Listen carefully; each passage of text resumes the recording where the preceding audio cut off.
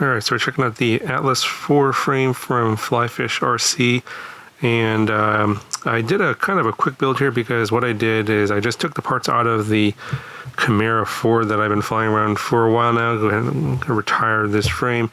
This frame was never designed for the O3 air unit like the Atlas 4 is, and so when I modified the camera mount here, you can see it's not really that good for vibration dampening. It does do a little bit, but if you fly really fast or if there's a lot of wind, because this is not that solid, it does tend to have some vibrations. Not a lot, but enough where, you know, sometimes there would be some jello in the footage. But that's not the case with the Atlas 4. They have these silicone dampeners that are in this CNC metal cage just in the front here. This is a pretty unique part. So these are the dampeners, and they come in 20mm camera versions and 19mm camera versions, and you get 2 sets of each, different colors. I put the black ones on here instead of the yellow ones. And yeah, I think that if you are serious about getting good footage from your O3 air unit, you should basically consider only frames that have these silicone dampeners. The ones that come with TPU dampeners, they don't work as well. So you still will get some vibrations and jello in your O3 air, in the O3 footage if you tend to fly in a lot of wind or fly super fast. Those TPU ones aren't as stable as the silicone ones. So definitely, even though this frame doesn't cost a ton, it's like $30 something. They have a lot of added value with these kind of parts. I didn't build it out with any of the extra TPU parts here, so there's a ton of, like there's a GoPro mount for the front here instead. I put the GPS there instead, and all the little arm bumpers and stuff for the antenna in the back. Didn't use any of those, just to keep the weight as low as possible. And so, you know, no arm bumpers here. You know, so you're just relying on the carbon. And I don't intend on crashing. This is mostly a cruiser, long range, you know, flying, etc. So I'm not going to be doing any freestyle, but the carbon on this from Flyfish in general, all their frames seem to be pretty nice, chamfered, and also clean. So you don't get any carbon dust at all. The screw heads, a lot of the screw heads are these sort of countersunk flat screws. So, you know, these little things just make the frame look a lot nicer versus frames that have like screw heads sticking out all over the place. Some people actually like that look. I personally don't. I actually prefer this, although some will argue that having these countersunk screws all over the place does weaken the carbon a little bit. Now, you know, for those of you that want tank frames, that could be a concern. This is obviously not supposed to be a tank frame, so they trying to, the whole idea of this frame is to keep it kind of, you know, the weight as low as possible. And this whole thing here with 4S 11 or 1000 milliamp hour LiPo is under 250 grams. I'll show you the weight here in a second. I am using my own custom antenna mount here in the back, and this is their Flyfish upgraded O3 air unit antenna. It's a little bit longer stem, so it sticks a little bit further away from the battery and stuff, so you'll have a little bit better reception if you're, you know, flying further away, and then the shorter standard O3 air unit antenna could get blocked if it's kind of down in this area over here versus up here. So just having a little bit further away from the frame does help in terms of reception.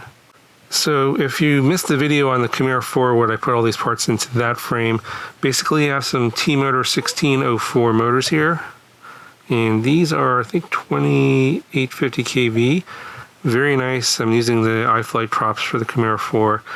This is an iFlight F7 all-in-one flight controller. I did have to rotate it because it was in the diamond shape in the Chimera frame. And in here, I just had to rotate a little bit and do some little wire extension management kind of on the length here for this specific frame. But in general, there's nothing particularly special about the parts. I do like the 1604 size for the 4-inch you know, long range type cruising. This 1604 size also will work well in like a 3.5 inch, 3 inch, and even a 2.5 inch, depending upon the setup and what kind of a quad is being put into. The frame kit does come with special screws for the O3 area to mount it directly to the bottom plate, and they have some spacers here to allow the cable to go underneath. You have to remove the screw that goes into the O3 air unit, of course, to get this new longer screw in here so that this gets mounted to the bottom plate. Another thing about the Atlas 4 frame that I like is that the arms are straighter instead of the Chimera has it kind of swept forward a little bit, so you can kind of see the props a little bit in ultra wide field of view on the O3 air unit camera, but on this one we have swept it back, so even with the wide angle of the O3 air unit camera, the props don't show up in your camera field of view. So here's how much it weighs: 166 grams as I built it, and then with my 4S 1000 milliamp hour battery, we're at 246.4, so under 250 grams. So in terms of the way it flies, not a whole lot different from the way the Chimera 4 flew. In fact, I didn't change any of the PID settings from when I transferred the parts over. I just changed the board orientation, of course, because it's rotated. But now I don't have to be as concerned about the wind because this has no jello whatsoever because of the design of the camera mount. So if you're looking for a 4-inch sort of light, long-range type frame, I think this is probably the best one that I could recommend.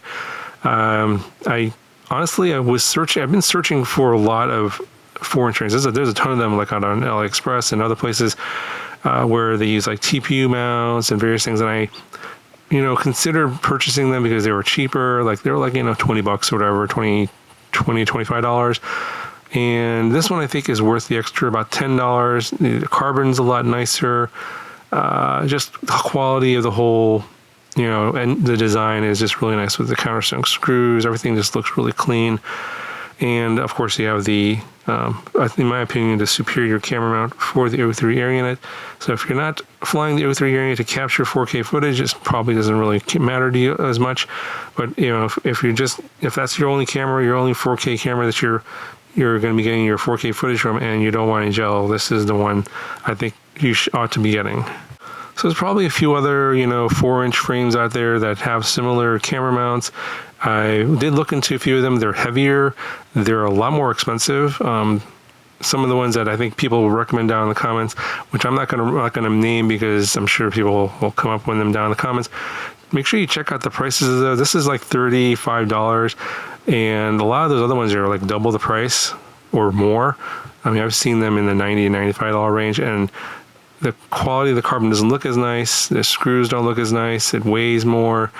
I'm honestly, I just don't see why anyone would get XYZ name brand carbon frame from such as vendor, because sure, they have a ton of sponsored pilots that are pushing their products and of course getting paid to do that.